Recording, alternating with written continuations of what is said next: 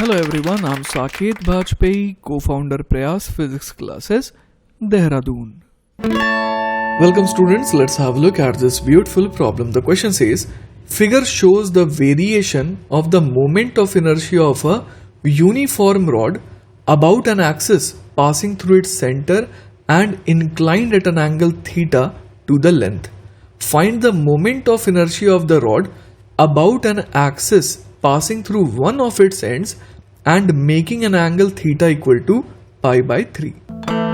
तो देखिए बच्चों, इस सवाल को पढ़ के हम लोग समझ पा रहे हैं कि ये जो ग्राफ दिया है वो basically moment of inertia as a function of theta दिया है, जहां पर थीटा क्या है वो आप इस डायग्राम को देख करके समझ पा रहे हैं. ठीक है, तो बच्चों यहां पर हम लोग देख पा रहे हैं कि ये जो एक्सिस है ना, ये जो एक्सिस है वो बेसिकली इस रॉड के साथ कितना एंगल बना रही है, थीटा एंगल बना रही है. ठीक है, तो बच्चों सबसे पहले हम लोग ये सोचते हैं कि ये जो अपने को ग्राफ दे रखा है I as a function of theta, ये बेसिकली किस इक्वेशन को करस्पॉन्ड कर रहा है. ठीक है, तो देखिए बच्चों, मोमेंट ऑफ इनर्शिया निकालने का सबसे बेसिक तरीका क्या होता है कि आप यहां से किसी x दूरी पर जाइए और यहां पर आप छोटा सा एक एलिमेंट ले लीजिए dx लेंथ का. तो हम लोग देख पा रहे हैं कि इस एलिमेंट की इस एक्सिस से परपेंडिकुलर दूरी कितनी हो जाएगी, तो हम लोग समझ पा रहे हैं कि ये डिस्टेंस हो जाएगा x साइन थीटा. तो इस छोटे से एलिमेंट का मोमेंट ऑफ इनर्शिया कितना आ जाएगा, di इक्वल टू, तो वो हो जाएगा dm into x sine theta का स्क्वायर. तो यहां पर हम लोग समझ सकते हैं कि अगर l लेंथ के रॉड का मास m है तो dx लेंथ के रॉड का मास कितना होगा, तो वो हो जाएगा m by l into dx. तो यही बेसिकली बच्चों हमारा क्या हो गया, dm हो गया. तो di हमारे पास यहां से कितना आ जाएगा, तो वो आ जाएगा देखिए x square sine square theta into m by l d x.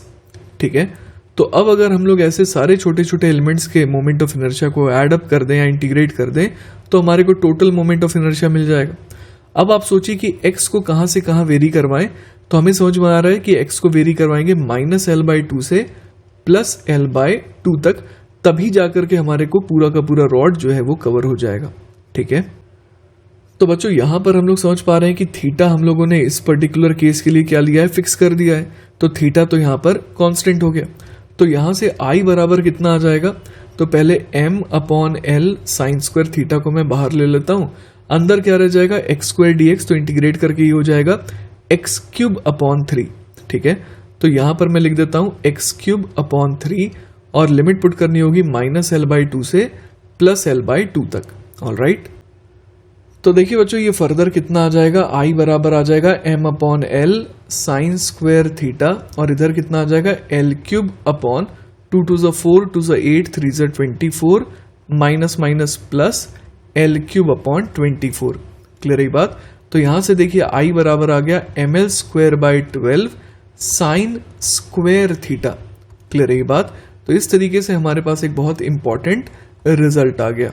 All right, तो अब देखिए बच्चों हमारे को ये समझ में आ गया कि ये जो ग्राफ है इसके लिए रिक्वायर्ड इक्वेशन क्या है, तो वो है i बराबर ml² 12 साइन स्क्वायर थीटा. और यहां पर हम लोग देख पा रहे हैं कि जब थीटा की वैल्यू कितनी है, π/2 है ना, जब थीटा की वैल्यू π/2 है तो i की वैल्यू कितनी आ रही है, 1 आ रही है. इसका मतलब हम लोग समझ पा रहे हैं कि ml² 12 की वैल्यू हमें कितनी दे रखी है, 1 kg मीटर स्क्वायर. क्लियर है ये बात.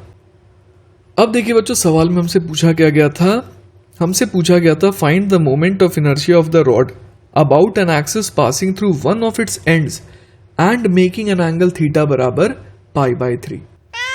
तो बच्चों कुल मिलाकर के हमसे थीटा इक्वल टू π/3 है ना, तो ये वाली जो एक्सिस है इस एक्सिस के अबाउट हमसे मोमेंट ऑफ इनर्शिया इस रॉड का पूछा गया था. ऑल राइट, तो देखिए बच्चों ये निकालने के लिए हमें यूज करना पड़ेगा पैरेलल एक्सिस थ्योरम का, पैरेलल एक्सिस थ्योरम का.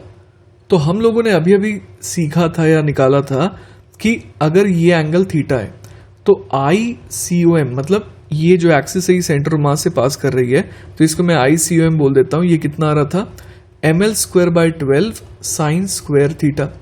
तो जिस एक्सिस के अबाउट हमें निकालना है तो वो बेसिकली ICOM वाली एक्सिस से कितना दूर है, परपेंडिकुलर डिस्टेंस कितनी है। तो देखिए ये लेंथ हो गई l/2 और ये थीटा है, तो ये हो गया l/2 sin π/3। ऑलराइट, तो जैसा कि बच्चों आप जानते होंगे पैरेलल एक्सिस थ्योरम क्या कहता है, I is equal to ICOM plus MD²। यहां पर D का रोल कौन प्ले कर रहा है, D का रोल l/2 sin π/3 प्ले करेगा। ऑलराइट, तो यहां से देखिए बच्चों हमारे पास I कितना आ जाएगा, तो वो आ जाएगा ml²/12 sin square π/3 plus m multiplied by d²। d कितना है, l/2 sin π/3, तो इसका कर देना है स्क्वायर। तो देखिए बच्चों ये हमारे पास क्या आ जाएगा, ml²/12 sin π/3 होता है, sin 60 डिग्री होता है कितना, √3/2, तो ये हो जाएगा 3/4 प्लस ml²/4 sin π/3 का भी स्क्वायर करना, मतलब अगेन आ गया 3/4। अब हम लोग समझ पा रहे हैं यहाँ पर कि ml²/12 की वैल्यू अपने को दी हुई थी, कितनी दी हुई थी, 1 दी हुई थी, तो मतलब ml² कितना दिया हुआ है अपने को, 12 दिया हुआ है। तो ये ml² 12 से 12 कट गया, तो ये हो गया 3/4 प्लस, अब ml² की वैल्यू 12 है तो ये वाली वैल्यू को 12 कर देते हैं, तो 4 3 से 12, तो ये हो गया 9/4। तो यहां से आ जाएगा 12/4 मतलब 3 kg metre square, and this is our final answer. तो इस तरीके से बच्चों हम लोगों ने इस सवाल को सॉल्व कर लिया है। आई होप कि आपको ये सॉल्यूशन अच्छे समझ में आया होगा। इन केस अगर कोई डाउट रह जाता है then feel free to contact me, I will be very happy to help you. Take care बच्चों, बाय बाय।